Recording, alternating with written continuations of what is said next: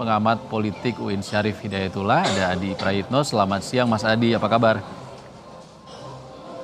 Mas, Mas Adi, hari ini PDIP akan mengumumkan calon kepala daerah lagi di gelombang ketiga.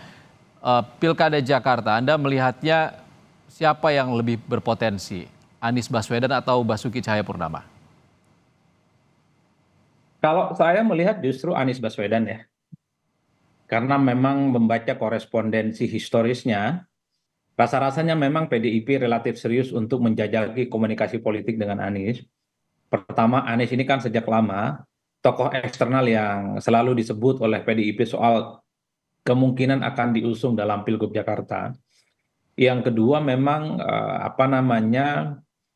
PDIP dan Anies Baswedan ini kan sama-sama memiliki historisitas yang sama-sama dikucilkan, sama-sama dikerdilkan, sama-sama tidak diajak dalam koalisi besar ya, yang diusung oleh Kimplas.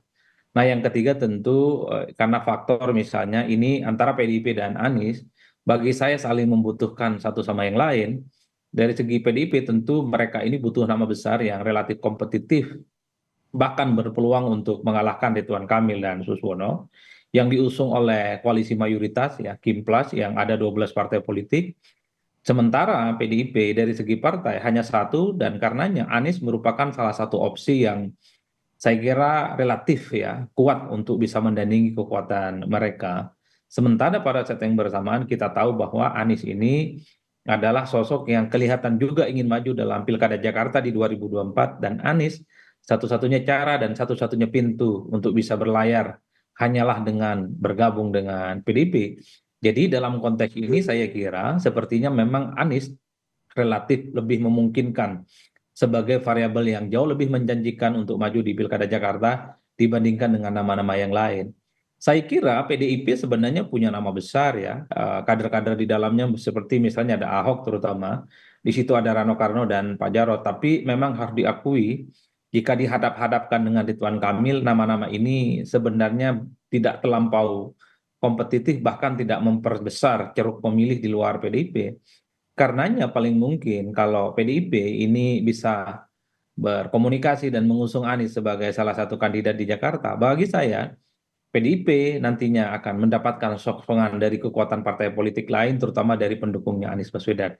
Jadi ini variabel yang saya sebutkan bahwa Anies jauh lebih diuntungkan dan memungkinkan akan diumumkan sebagai salah satu kontestan yang mungkin nanti siang ini akan diumumkan oleh PDIP sebagai salah satu kandidat yang akan diusung di Jakarta. Saya kira di situ konteksnya. Mas Adi, kalau PDIP kan sudah terkenal partai berbasis kader. Ahok juga sudah mengatakan pastilah kader PDIP yang akan diusung. Anda melihatnya seperti apa? Apakah PDIP melunak atau menunggu Anies Baswedan akan menjadi kader PDIP mungkin?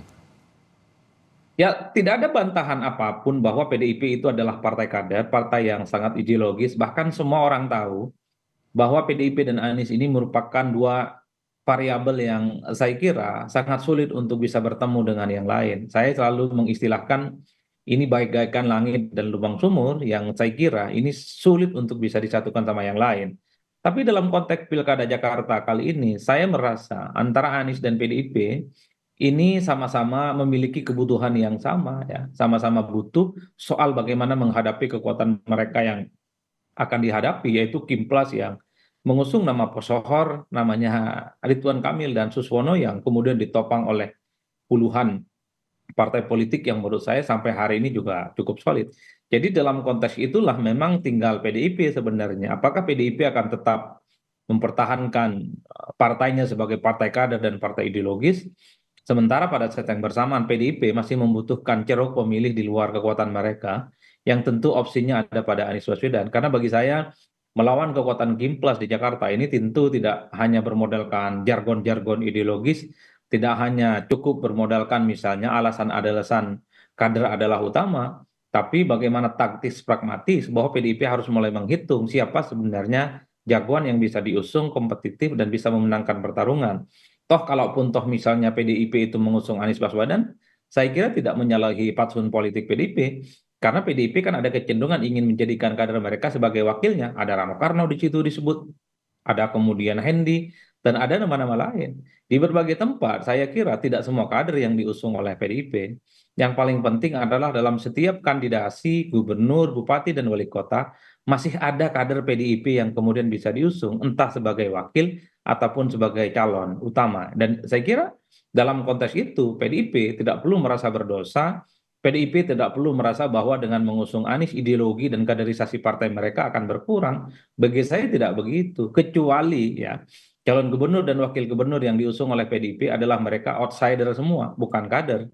Mungkin dalam konteks itu kaderisasi dan ideologi politik PDIP layak dipertanyakan. Tapi kalau yang diusung hanya calon gubernurnya adalah eksternal seperti Anies Baswedan, tapi wakilnya adalah dari PDIP, saya kira PDIP masih pada posisi yang menurut saya on the right track. Karena masih menaruh kader terbaiknya sebagai salah satu kontestan yang sangat mungkin akan diusung dalam kompetisi seperti Pilkada Jakarta. Saya kira di situ Mas konteksnya ya. Oke, Mas Adi kan PDIP punya kadernya sendiri juga sebenarnya di Jakarta. Ada Ahok yang bahkan elektabilitasnya itu di bawah Anies, tidak berbeda jauh seperti itu. Kalau Litbang Kompas bilang bedanya 8%, Anies 29,8, Ahok 20%. Sementara Ridwan Kamil hanya 8% lebih. Kenapa tidak ada kemungkinan yang dipasangkan di Jakarta adalah Basuki Cahayapurnama, lalu PDIP punya provinsi lain yang belum diumumkan seperti Jawa Barat salah satunya. Mungkin saja Anies Baswedan dicalonkan di Jawa Barat, sementara Basuki Cahayapurnama di Jakarta. Ia juga pernah memimpin Jakarta. Adakah kemungkinan seperti ini? Ya kalau Anies sebenarnya style dan passion politiknya hanya di Jakarta. Jadi Anies ini sebenarnya relatif tidak bisa diperintah dan ditugaskan oleh siapapun. Misalnya tiba-tiba PDIP ingin mengusung Anies di Jawa Barat, kecenderungan Anies akan menolak. Ataupun misalnya mau diusung di Jawa Tengah ataupun di Jawa Timur, kecenderungan bagi Anies akan menolak. Pertama, Anies memang tidak ada keterkaitan apapun dengan PDIP secara struktural. Dan pada saat yang bersamaan kemenangan Anies tentu akan semakin gelap gulita selain di luar Jakarta. Jadi dalam konteks itulah, kalau ada chemistry yang bisa dipertemukan antara Anies dan PDIP, jawabannya adalah Jakarta. Dan sangat kelihatan sekali Anies itu siap maju bersama dengan PDIP sebagai salah satu kontestan dengan catatan-catatan apapun. Bahkan ketika Anies datang ke kantor PDIP Jakarta kemarin itu sebagai bentuk penegasan bahwa Anies dalam banyak hal sudah mulai berkompromi menjemput tiket yang kemungkinan akan mengusung dirinya untuk maju dalam pilgub. Jadi bagi saya kalau Anies rasa-rasanya sulit untuk diminta, apalagi misalnya diperintah untuk maju di tempat lain selain di Jakarta. Tapi kalau Ahok masih mungkin, karena Ahok masih terikat posisinya sebagai kader PDIP. PDIP ini kan adalah partai politik yang tegak lurus ya kepada ketua umum mereka. Kalau ketua umum mereka Megawati memerintahkan Ahok misalnya di Jawa Barat, di Jawa Tengah, kemudian di Jawa Timur, tak ada pilihan lagi bagi Ahok. Harus diambil itu kesempatan dan melaksanakan perintah yang sudah diputuskan oleh partai. Jadi bagi saya, oleh karena itu saya masih cukup menduga bahwa Anies merupakan salah satu opsi yang akan diumumkan oleh PDIP. Kalau tidak siang hari ini, mungkin di sehari dua hari ini sebagai salah satu kontestan yang akan maju di Jakarta. Karena kalau tidak, dan PDIP tetap mengusung kader terbaik mereka, sebut saja Ahok misalnya, atau mungkin Pak Jarod atau Rano Karno, saya kira agak sulit untuk menambah ceruk pemilih di luar basis konstituen PDIP. Di tengah marginalisasi, di tengah upaya-upaya untuk mengkerdilkan PDIP di Jakarta, tentu PDIP harus berpikir bagaimana mencari teman sebanyak-banyaknya, mencari figur kuat, mencari figur sentral yang relatif kompetitif bisa mengalahkan Ridwan Kamil dan Suswono. Oke, kita juga dapat kabar kan Partai Buruh sudah mengusung Anies Baswedan ya Mas Adi. Kalau yang diusung Anies, di tengah kepungan Kim Plus, PDIP ini bisa memperoleh suara dari ceruk mana, elemen masyarakat mana dan juga pendukung parpol mana? Kalau mau jujur Mas ya, bicara tentang Pilkada Jakarta, PDIP dan Anies di atas kertas ini kan saling melengkapi. Anies mewakili segmen pemilih Islam, PDIP memiliki segmen pemilih dari kalangan nasionalis. Jadi kalau tak ada huru hara apapun, mestinya dua kutub ini ketika bertemu saling melengkapi dan saling kuat. Karena antara basis nasionalisme dengan basis kelompok-kelompok Islam, ini akan bersatu melawan kekuatan politik Kim Plus.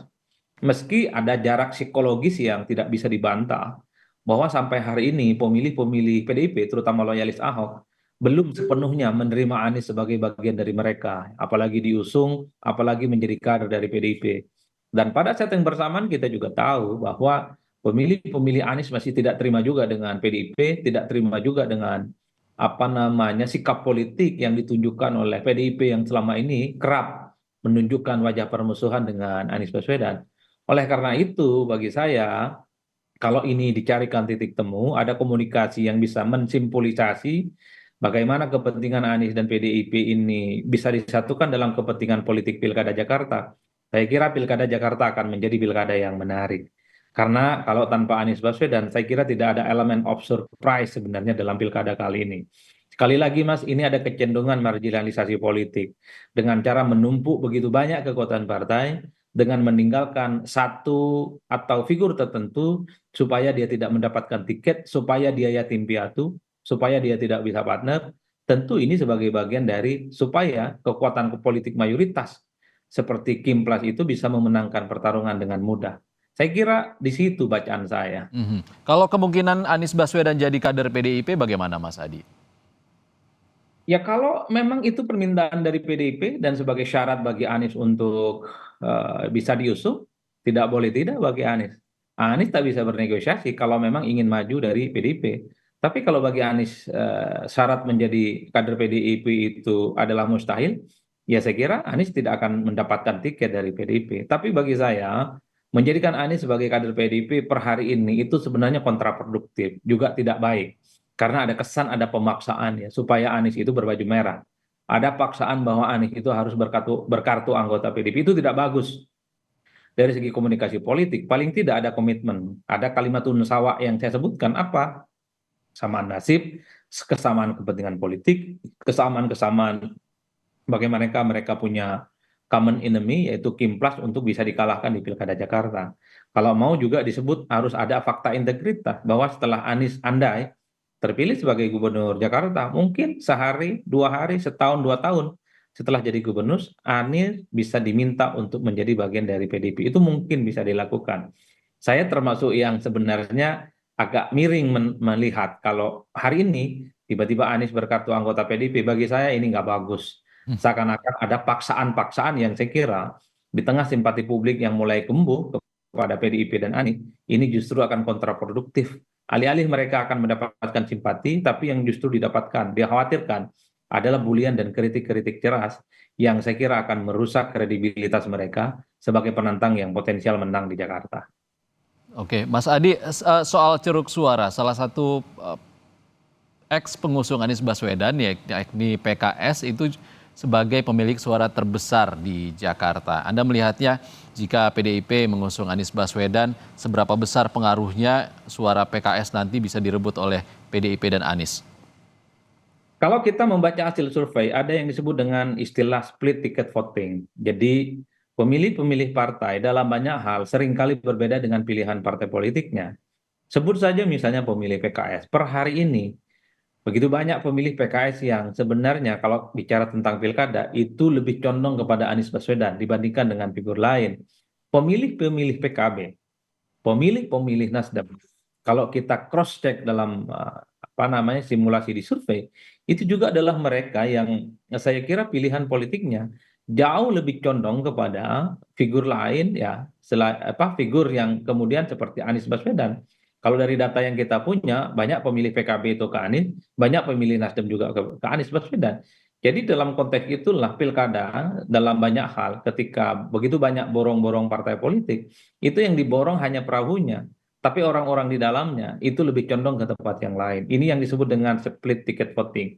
Ini menunjukkan betapa keinginan elit, kepentingan orang-orang tertentu, dan segelintir orang di partai itu belum tentu diterima oleh pemilih-pemilih mereka yang memang tidak bisa didikte oleh siapapun. Mhm. Tapi kan opsi dari PDIP masih ada nama lain seperti Basuki Cahayapurnama, Mas Adi, ada juga Rano Karno, bahkan untuk pasangannya mungkin ada Hendrar Priyadi, mantan wali kota Semarang ya. Anda melihatnya kalau selain Anies, kemungkinan terbesar potensial siapa? Ya, kalau bukan Anies, mestinya Ahok. Kalau Hmm. kita bicara tentang dari elektabilitas ya. Karena Ahok ini memang runner up ya dibandingkan dengan yang lain dan relatif misalnya kompetitif dibandingkan dengan Ridwan Kamil. Cuman kan Ahok ini punya problem serius. Pertama, pemilih Ahok ini kan mentok. Jadi angka Ahok hanya di situ-situ saja tanpa menambah ceruk pemilih yang saya kira bisa diharapkan untuk memenangkan pertarungan. Yang kedua, dosa masa lalu atau dosa politik Ahok ya soal penistaan agama, saya kira belum sepenuhnya hilang dalam benak publik Jakarta. Jadi dalam konteks itulah bagi saya agak sedikit